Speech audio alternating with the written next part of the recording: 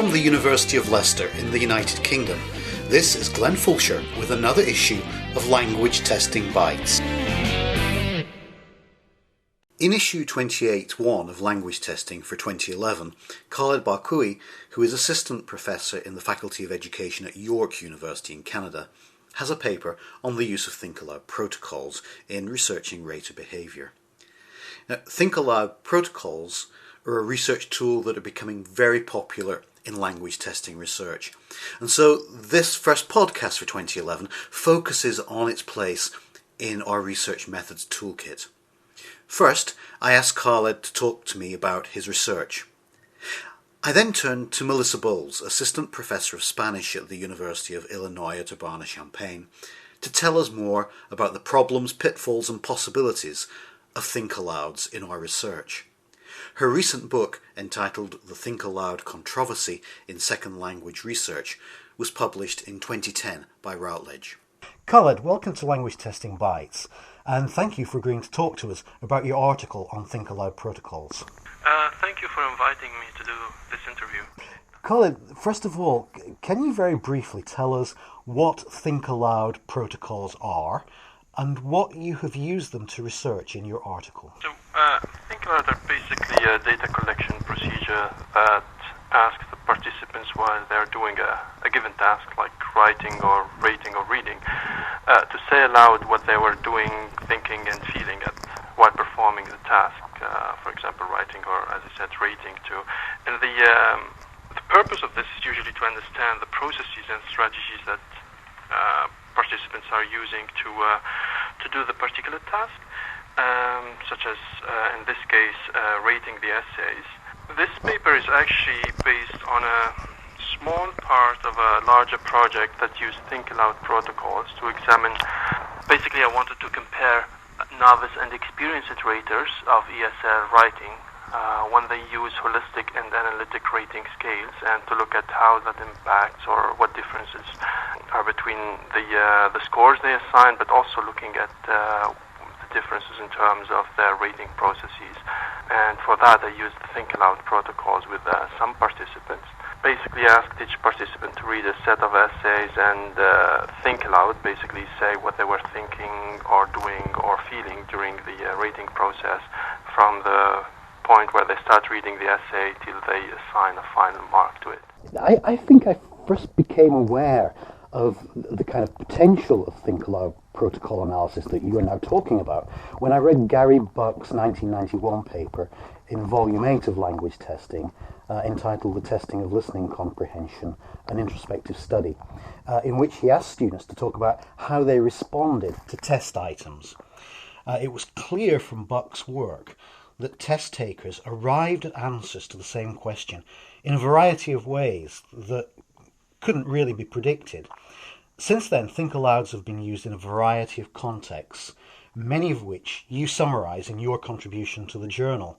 Now, in your view, is your work and the work you describe trying to get at what Messick would have called substantive validity by asking the question of what goes on in people's heads when they take tests, or, in your case, when raters grade samples? Yeah, it's interesting. I also, the first time actually I learned about think-aloud protocols was Alistair Cummings' article in 1990 about rating processes that, made me aware more of the usefulness of this technique.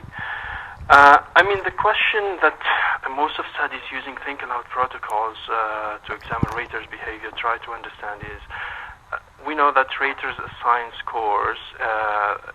They can assign the same score to the same essay for different reasons. Raters are expected to refer to rating rubric or scale that specify what each score means.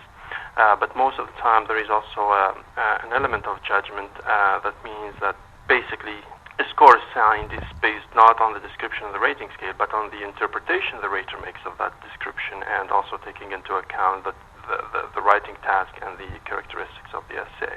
So using think-aloud is one of the strategies, as I said, to understand the decision-making processes that raters go through.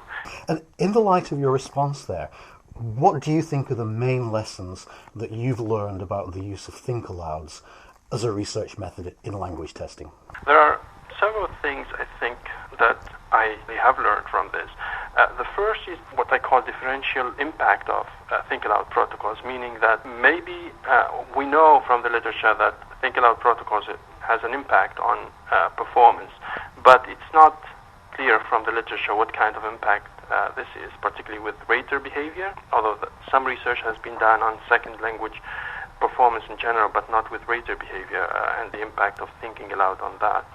So in this case, it's basically saying that, well, the impact of think aloud protocols maybe depends on a lot of factors, depending on the characteristics of the individual, but also depending on the such contextual factors, in this case, towards the rating scale.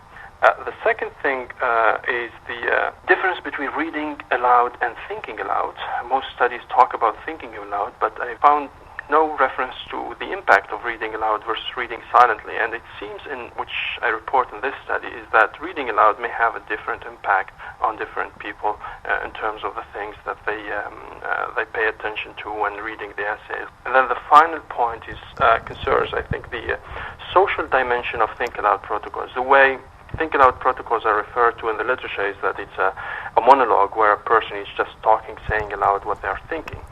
But again, in this study and also in other studies, although not in assessment, research shows that actually participants think about an audience when they are providing think aloud protocols, and that affects what they say and how they say it. And though this is maybe thought of as a limitation, I think it's true for all methods, including, for example, interviews and experiments where there is that social dimension. I think the key is, rather than looking at it as a limitation, is actually to take it into account and understand that that's part of the process or part of the context of doing think aloud protocols. Well, thank you very much for your insights based on your recent work, and thank you for joining us on Language Testing Bytes, Khaled. Thank you for inviting me again. It's great talking to you. Thanks. We're now joined by Melissa Bowles, whose 2010 book entitled The Think Aloud Controversy has set out the problems, pitfalls, and opportunities in using think alouds in second language education and language testing. Welcome to Language Testing Bytes. Thank you for inviting me. I'm glad to be here. To start, I understand that the two potential problems that researchers have to deal with in conducting think aloud studies are verticality, if I'm pronouncing that correctly, and reactivity. Can you explain for us what these are and how they might impact on think aloud research in the field of language testing? Certainly. As you said, the two threats to the validity of think alouds are verticality and reactivity. And I should start by saying that controversy has always surrounded verbal reports, and that's both in cognitive psychology, where the method was first used, and in language research. And those two concerns are that verbal reports may, on the one, or first, provide an inaccurate and or incomplete account of thought processes. That's the issue of verticality. And second, that they may have either a facilitative or a detrimental effect on participants' processing and performance. And that's the issue of reactivity. And that's usually compared to participants who complete the same task silently. That's how that's determined. In their classic book on verbal reports, Erickson and Simon regard verticality as a sort of unfortunate but unavoidable feature of verbal reports. They comment that verbalization can never truly capture all thoughts. And they say, in any case, that think alouds can only reveal thoughts that are verbalizable. In other words, those that are conscious, those that are encoded verbally, and held in working memory. They also sort of caution that think alouds are more accurate and more complete than retrospective reports, which are done after the task is completed because of the lack of time delay in the think alouds. Reactivity, on the other hand, has been a source of considerable concern and has been the topic of literally scores of empirical studies in cognitive psychology and more than a dozen now in second language acquisition. And findings have been all over the board, although the pattern that emerges indicates that thinking aloud slows task completion, so time on task, but does not tend to affect the outcome of task performance significantly. So long as participants are asked only to think their thoughts aloud and not provide any sort of additional commentary or justify their decisions during the task. Now, turning to the article by Khaled Barkaoui, I was interested in the references to raters, saying that providing a think aloud protocol often seemed to interfere with the thinking process. Well, I guess it seems to me that the moment you ask someone to think aloud, you are going to put additional pressure on short-term memory and the ability to process information. Now, in your book, you distinguish between non-cognitive and metacognitive think-alouds. What are these, and do they make a difference to performance? I should say that distinguishing between verbal reports by type is not my invention. Erickson and Simon, in their book on verbal reports, also distinguish by level of reporting.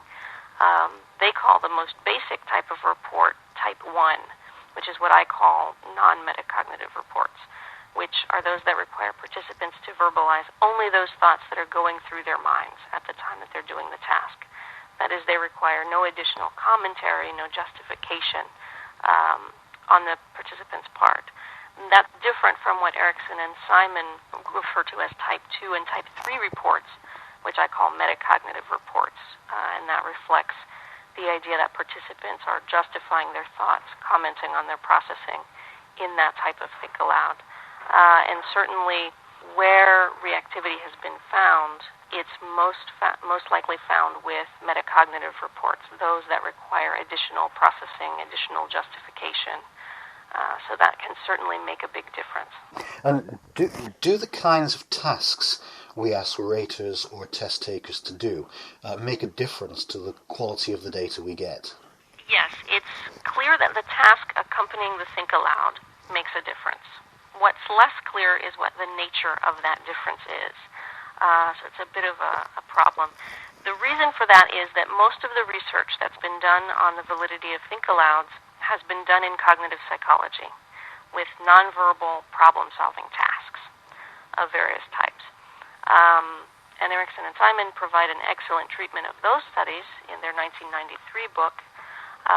My 2010 book provides a description and a meta-analysis of studies that have used think-alouds with verbal tasks.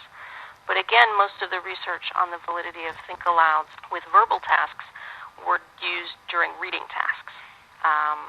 So the jury's still a bit out on exactly how type of task interacts with the think-aloud, because we simply don't have enough data points on think-alouds with different types of tasks.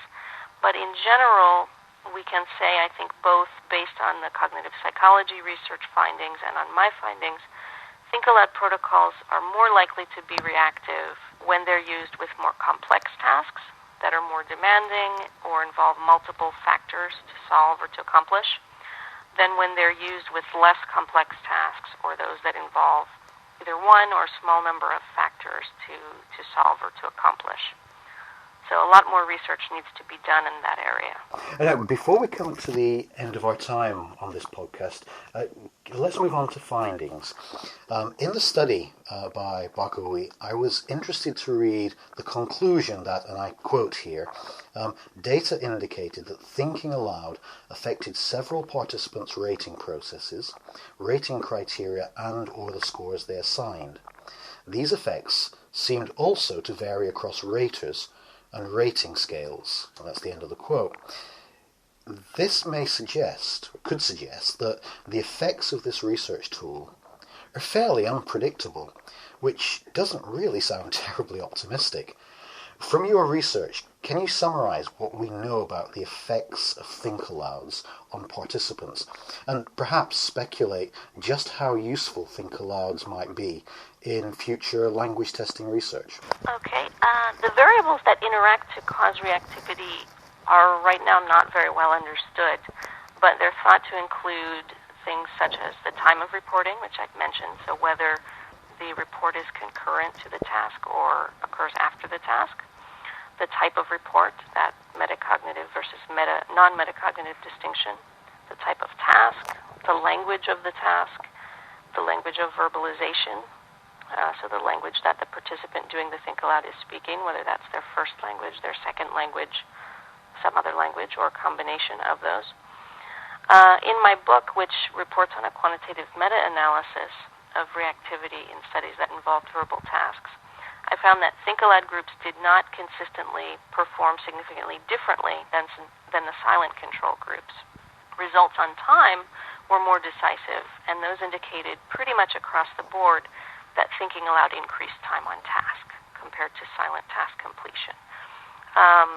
From that, I would conclude that inferences made on the basis of verbal reports should always be taken cautiously, and that whenever possible, a small silent control group should be included in studies that use the think aloud measure, so that way, at a minimum, the verbalization group's performance can be compared to that of an otherwise matched group that completes the same task silently. And that way, it's a sort of check on reactivity on a study-by-study basis.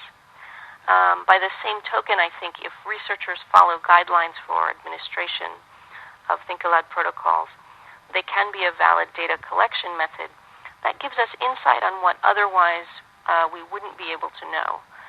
In that way, I see think alouds as a window into cognitive processes.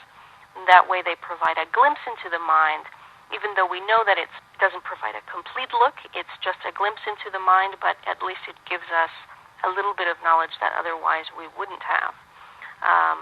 In language testing, I think certainly Barkaoui's paper shows how think-alouds can provide insights on expert and novice rater behavior.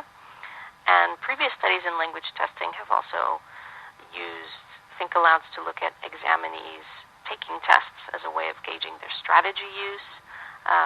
So I see a lot of potential in language testing for introspective measures like think-alouds.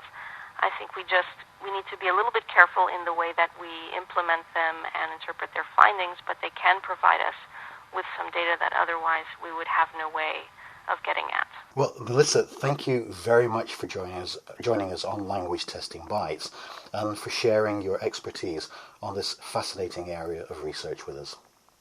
Thank you very much for giving me this opportunity to speak to the audience of language testing.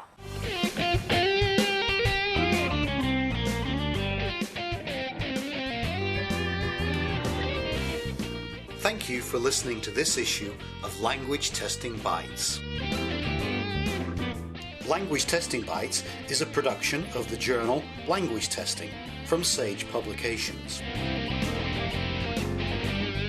You can subscribe to Language Testing Bytes through iTunes, or you can download future issues from ltj.sagepub.com or from languagetesting.info.